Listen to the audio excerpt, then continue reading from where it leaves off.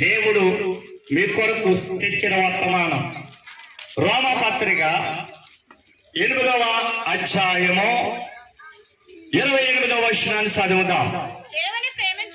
దేవుడు ప్రేమించిన వారికి అనగా ఆయన సంకల్పము చెప్పిన పిలువబడిన వారికి మేలు కలుగుటకై సమస్తమును సమకూడి జరుగుతుందామని ఎరుగుతాము. హల్లెలూయా. నమస్కారాలి. దేవుడు ప్రేమించిన వారికి అనగా ఈ రాత్రి మనం అందరము కూడా ప్రేమించబడుతున్నాం. అవునా కదా? ఒకసారి చెప్పండి.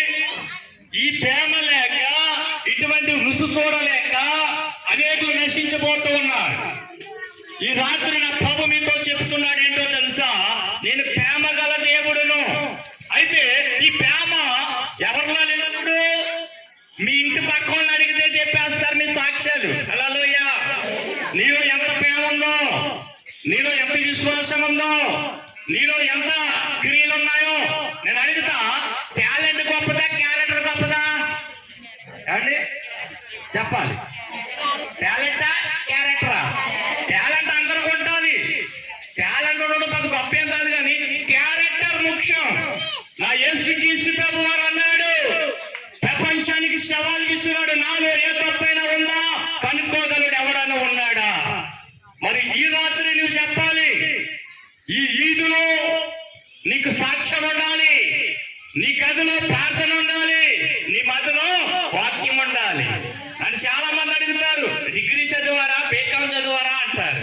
నా చదువు అంతా ఇంత కాదు. హల్లెలూయా. ఎంతో తెలుసా?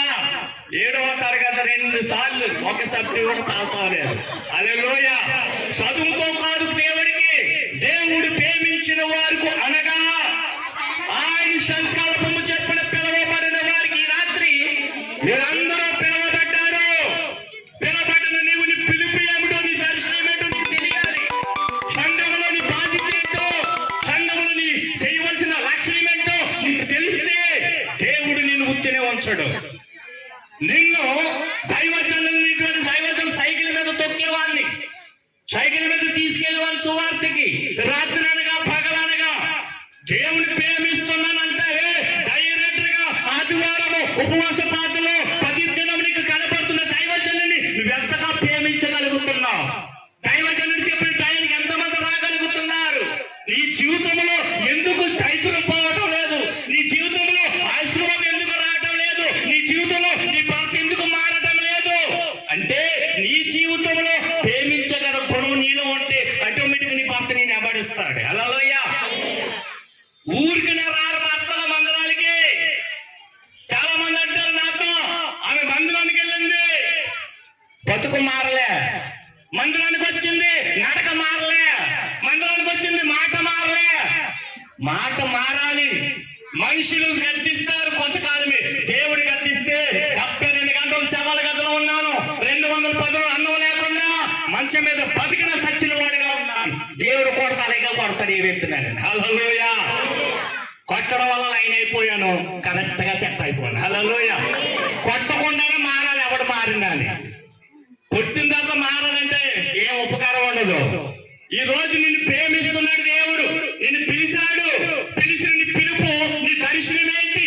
ఎప్పుడైనా ఆలోచించావా?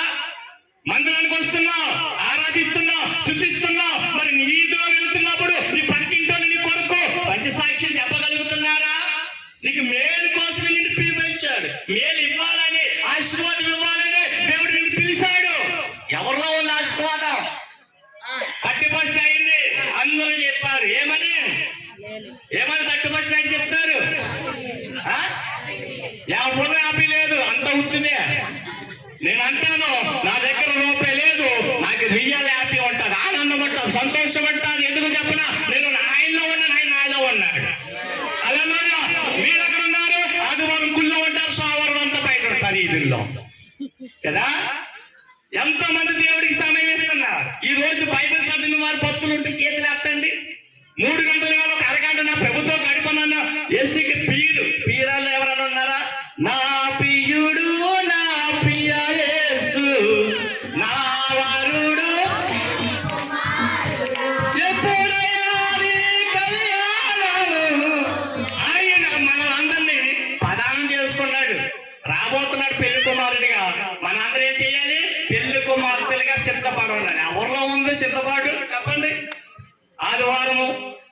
ఆదివారం మాత్రమే చక్కగా ఆదివారం భక్తుల్లాగా వస్తాం. మళ్ళా కనవ 6 రోజులు ఎక్కడ ఉంటాం మనకి తెలియదు. నేను అంటున్నాను, భక్తుడు ప్రేమించిన వారికి కదా మీరు సమస్తం సమకూర్చని అన్నాడు. ఎవరిని విడిపిస్తాడు, ఎవరికి మేలు చేస్తాడు, ఎవరికి ఆశీర్వాదం ఇస్తాడు. కీర్తన గ్రంథము 91:14 చూడండి. 91 కీర్తన 14 వచ్చినాం. అతడు నన్ను ప్రేమిస్తున్నాడు కనుక తప్పించదును. అక్కడ 2 మాటలు కనపడుతున్నాను, చూడాలి. యేసుని ప్రేమించే వారి కుటుంబం ఎలా ఉండాలి తెలుసా మీకు ఎప్పుడైనా? యేసుని ప్రేమించేవాడు ప్రత్యేకంగా ఉంటాడు, లోకానికి దూరంగా ఉంటాడు, పాపానికి దూరంగా ఉంటాడు, అన్యాయ మాటలకు దూరంగా ఉంటాడు, అక్రానికి దూరంగా ఉంటాడు. ప్రేమించేవాడు దేవుడి, ప్రేమించిన వాడు అందరూ కలిసి ఉంటాడు. నేను అంటాను, ఈ రాత్రి అత్తాకోడలు ఉంటారు. అత్తాకోడలు నేను ఎక్కడికి వెళ్ళి సబ్జెక్ట్ మర్చిపోను. ఎందుకంటే తల్లిని అత్తగారిని ప్రేమించరు కానీ భక్తులు అలా అమ్మని ప్రేమిస్తారు. ఇంట్లోనే ఆడబిడ్డను ప్రేమించరు కానీ ఆలసిల్లని ప్రేమిస్తారు. కానీ నా యేసు ఏమంటున్నాడు? అతడు నన్ను ప్రేమిస్తున్నాడు కనుక ఎటువంటి ప్రమాదములో నిన్నని తప్పిస్తాడు నా దేవుడు సమర్థుడు. ఆయన నువ్వు కనపరిస్తే, ఆయన ప్రేమిస్తే చాలు, నీ వీధిలో, నీ కాములో, నీ ప్రాంతంలో ఆయన నిన్ను అలా హెచ్చిస్తాడు. ఇవాళ నేను దిగినప్పుడల్లా నా పాత బతుకు గుర్తుకొస్తా ఉంటాను, నా పాత జీవితం గుర్తుకొస్తా ఉంటాను. నేను అతను ప్రేమించాను, మరణములో నుండి మరణ సంఖ్యలో నా దేవుడు నన్ను తెప్పించి ఎక్కడ తొలకరించబడ్డాను అక్కడ నా దేవుడు కనపరిచాడు. మీలో చాలా మంది పైకి సంతోషంగా ఉన్నారు కదా, ఏదో ఆనందంగా ఉన్నారు, హృదయంలో వేదంలో ఉన్న వారికి చాలా మంది ఉన్నారు. కుటుంబ సమక్షలతో పతమతం అయిపోతున్న వారు ఉన్నారు. భార్య భర్తల మధ్య అండర్స్టాండింగ్ లేకుండా జీవితాలు పతమతం అయిపోతున్న వారికి చాలా మంది ఉన్నారు. నా ప్రభు చెప్తున్నాడు, నువ్వు నీ దేవుడిని ప్రేమిస్తే ఎటువంటి పరిస్థితులకు తప్పించడం నా దేవుడు సిద్ధంగా ఉన్నాడు. రాత్రి తప్పించడానికి సిద్ధంగా ఉన్నాడు. నేను కనపరచాలనుకుంటున్నాడు ప్రభు, నేను హెచ్చించాలనుకుంటున్నాడు. తల్లి చేయవలసింది ఏంటో తెలుసా బిడ్డల కోసం? ప్రార్థన. మధ్యాహ్నం 3 గంటల వేళ ప్రార్థన చేసుకోవాలి. ఎవరన్నా ఉన్నారా? ఊరుకోండి, ఆ రేఖలు ఈ రేఖలు చూస్తారు తప్ప కానీ అసలైన రేఖ చూడరు. హల్లెలూయా, హల్లెలూయా. సత్యంగా వచ్చేవారు, మందిరానికి వచ్చేవారు, తండ్రి నా యేసయ్య నువ్వెన్ని తప్పులు చేసినా సహిస్తున్నాడు. ఎందుకో తెలుసా? మారకుండా ఏదో రోజు నా బిడ్డ మారకుండా ఉంటాడు అని సహిస్తున్నాడు. ఆ ప్రేమను సులభంగా తీసుకుని నీకు ఇష్టాసారంగా వేస్తున్నాడు. వేస్తాడు. పాపానికి గల ముడి చెల్లించాలి, జాగ్రత్త. వయసులో ఉన్నావు కదా చేస్తున్నావు, తెలియకుండా చేస్తున్నావు, చేతలు చేస్తున్నావు, ఎన్నో చేస్తున్నావు వీడియో కాల్లో. ఎవరికి తెలియదు అనుకోవచ్చు, ప్రతిది కూడా రికార్డ్ అయిపోతుంది పరలోకంలో. జాగ్రత్త. ఇలా చెప్తుంటే సంఘాల నుంచి జనం వెళ్ళిపోతున్నారు, సత్యులు మార్చేస్తున్నారు, భాషలు మార్చేస్తున్నారు. కానీ పరలోకం వేసి ఒకటి జాగ్రత్త.